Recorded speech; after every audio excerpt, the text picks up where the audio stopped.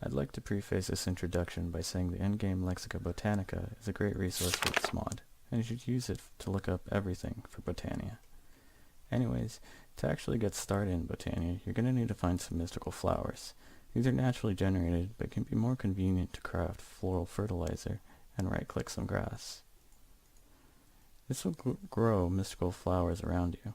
It's a good idea to stock up on mystical flowers before diving into Botania. You can also plant the petals, and then use bone meal on the planted petal to grow the tall version of the plant. This tall version can only be harvested with shears, but it will also give you 4 petals per as opposed to 2.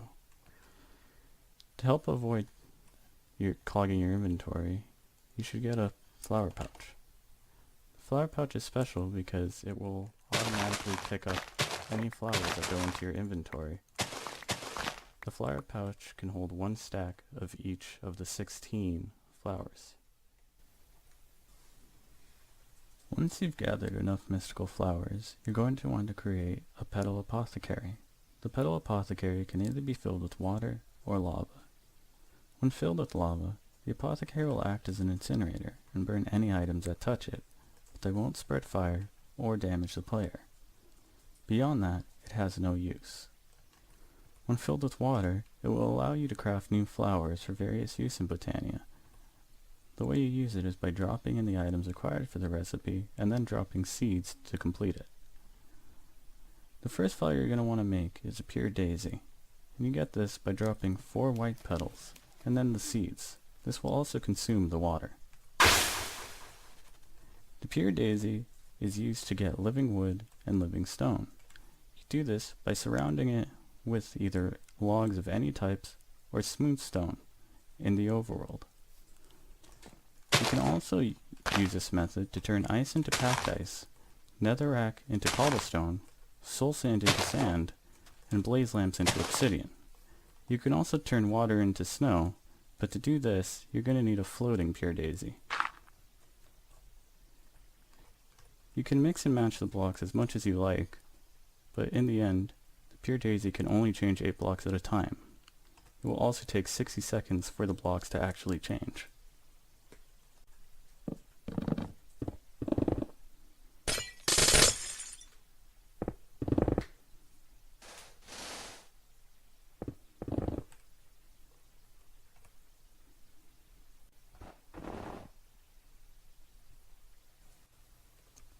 Once you have living wood, you can create a wand of the forest, which acts as a wrench for the Botania mod. Next, you're going to want to get started on the mana pool. The mana pool uses mana that is generated from either passive generation or active generation. Passive generation comes from day blooms, which generate mana during the day, nightshades, which generate it at night, and hydrangeas, which generate it by consuming nearby water blocks. Active generation has flowers that actually consume things. Passive generation is much easier and low maintenance, but generates a low amount of mana, and after 3 Minecraft days, the flower will decay and turn into a dead bush. For now, however, passive generation is enough.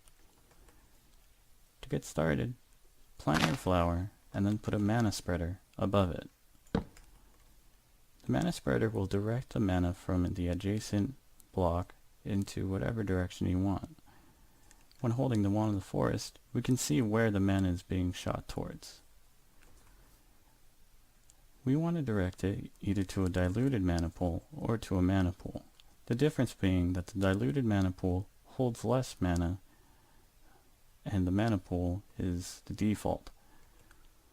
The diluted mana pool is good for setups that don't generate or use much mana and can give you a more accurate scale of how much mana you're using, as despite both of them using the same bar, they actually represent a difference of scale by about 10 times.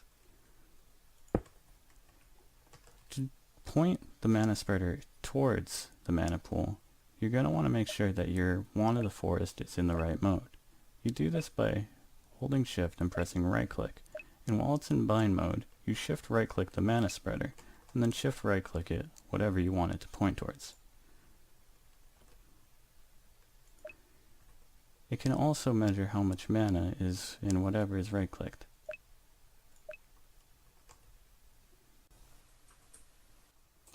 Once you've gathered enough mana, you can drop certain items into it to get their mana-infused equivalents, such as ender pearls, which turn into mana pearls, iron ingots, which turn into mana steel ingots, diamonds, which turn into mana diamonds, and sugar, along with any powdery substance like redstone or glowstone dust, will give you mana powder.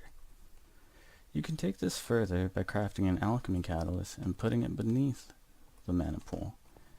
Doing this will allow you to do certain recipes, such as turning rotten flesh into leather, flint into gunpowder, nether quartz into prismarine shards, and redstone dust into glowstone dust. Doing either of these will cost mana in your mana pool.